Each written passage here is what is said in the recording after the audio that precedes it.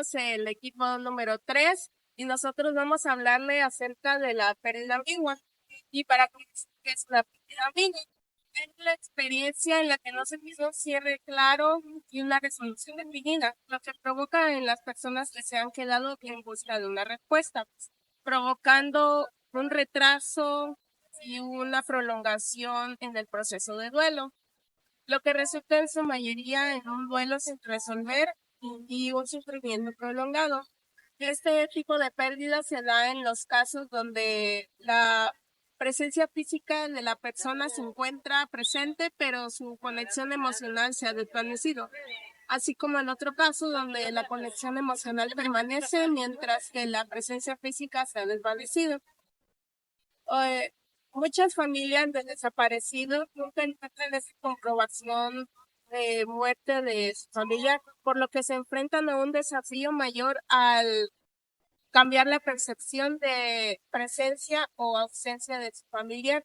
Es por eso que estas personas necesitan la comprobación del cuerpo de su ser querido para que entiendan realmente que en verdad que ha sucedido.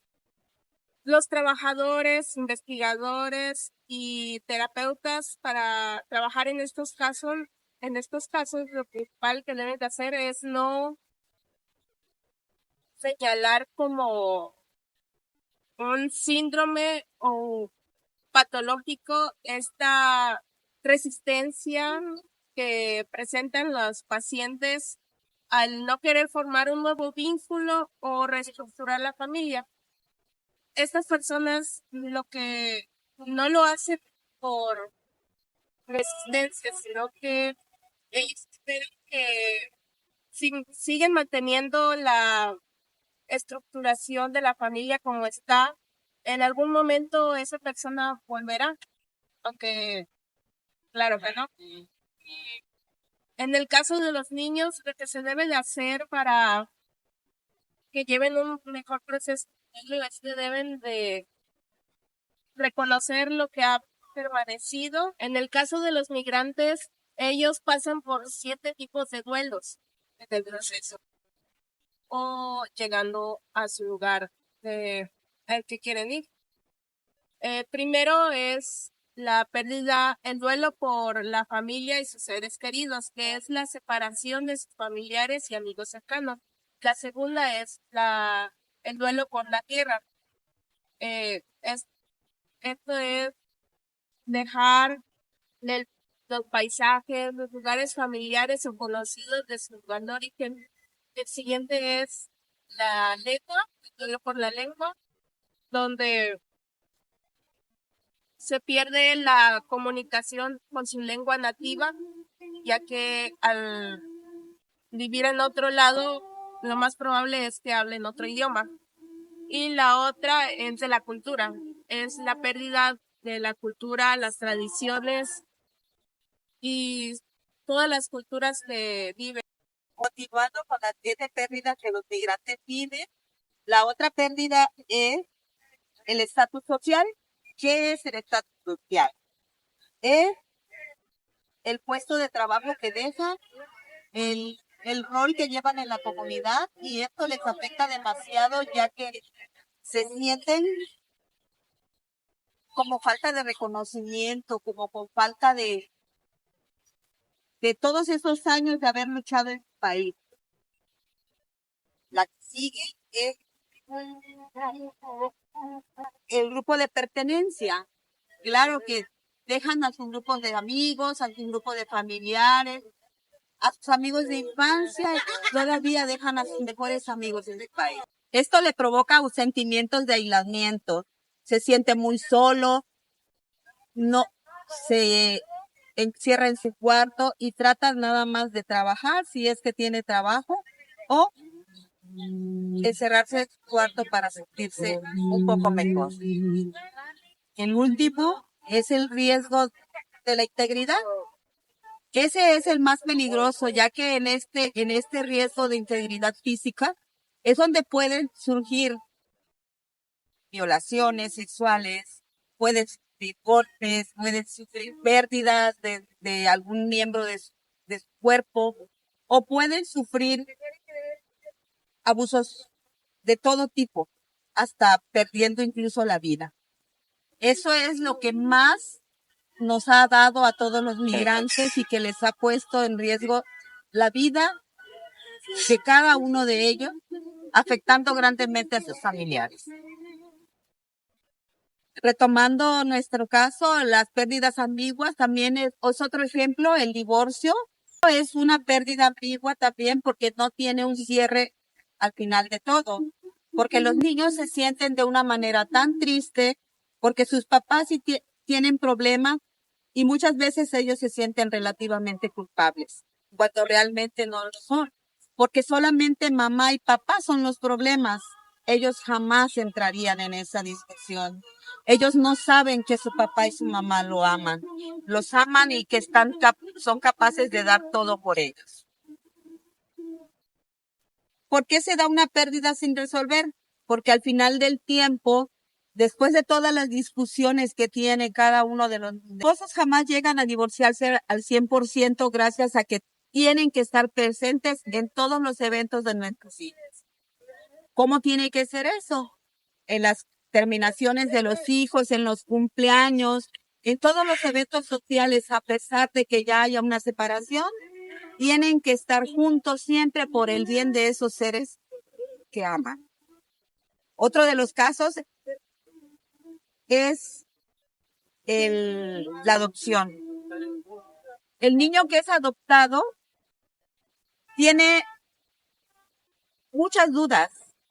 Él sabe que los papás que tiene no son las personas a las cuales ellos le dieron vida. Sabe que tiene un progenitor y que ese progenitor lo quisieran conocer de alguna manera, pero muchas veces es más triste porque no concuerdan en nada y se aman más a las personas que los han adoptado. Ejemplo también de las pérdidas sin decir adiós es todas esas personas, todos esos soldados estadounidenses que perdieron la vida en la guerra de Vietnam. Fueron 58,312 soldados que perdieron la vida y que jamás vieron sus familiares de ellos. Esa es una pérdida ambigua. Una pérdida ambigua también se da cuando hay personas quienes padecen de la enfermedad del Alzheimer. Existen 5 fases de la enfermedad del Alzheimer. En la fase 1 se da la fase preclínica que no poseen síntomas. En la fase 2 se da el deterioro cognitivo leve. Son los primeros síntomas que suelen confundirse con la depresión y el envejecimiento normal.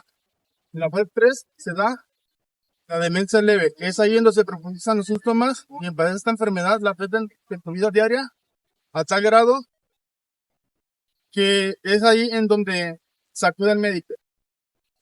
En la fase 4 se da la demencia leve. Es ahí donde se profundizan los síntomas y para esta enfermedad la afectan en su vida diaria a tal grado que no pueden realizar actividades básicas. En la fase 5 se da la demencia severa. Y esa fase que para esta enfermedad depende de los demás de una manera donde no pueden realizar actividades básicas como el de caminar y el de expresarse ante los demás. Una pérdida ambigua también se da con las personas que les padecen la enfermedad de la Alzheimer. Existen 5 fases de la enfermedad de Alzheimer. En la fase 1 se da la fase preclínica que no posee síntomas. En la fase 2 se da el deterioro leve, son los primeros síntomas que tienen para la depresión o el envejecimiento normal. En la fase 3 se da la demencia leve. Es ahí donde se profundizan los síntomas. Quienes padecen esta enfermedad la afectan en su vida diaria. En esta etapa es cuando se acude al médico. En la fase 4 se da la demencia moderada. Es ahí donde se profundizan los síntomas. Quienes padecen esta enfermedad dependen de los demás para poder realizar actividades básicas. En la fase 5 se da la demencia severa. En esta fase, quienes padecen esta enfermedad la afectan en su vida diaria a tal grado que ya no pueden caminar ni expresarse. Ese Alzheimer nunca se recupera ni deja de empeorar. El Alzheimer afecta a la memoria, el pensamiento, razonamiento y produce cambios en la personalidad y en la conducta. Se puede prevenir controlando la hipertensión, colesterol, obesidad, diabetes, siguiendo una dieta moderada, haciendo ejercicio, planteando pequeños retos en nuestra mente y teniendo una vida social activa. Una pérdida, amigo, es cuando alguien está físicamente presente, pero psicológicamente ausente, como ocurre con el Alzheimer. El Alzheimer se considera una enfermedad cruel que destruye la identidad del paciente y causa un profundo sufrimiento emocional en la familia. ¿Cómo afecta emocionalmente a los familiares esta ambigüedad? Genera altos niveles de depresión, desesperanza y conflicto interno por no saber si su ser querido aún está ahí. ¿Qué le ocurrió a Weisstrand en su diagnóstico de Alzheimer? Perdió su recuerdo, independencia y su conexión con la familia, aunque físicamente seguía presente. ¿Cómo vivió Liv, su esposa, con esa pérdida progresiva? Con tristeza y resignación, agradeciendo simplemente el poder de estar a su lado a pesar de su deterioro. ¿Qué cuenta en el caso de ella? Y el Alzheimer puede llevar también a comportamientos violentos y aumenta el peligro para el cuidador.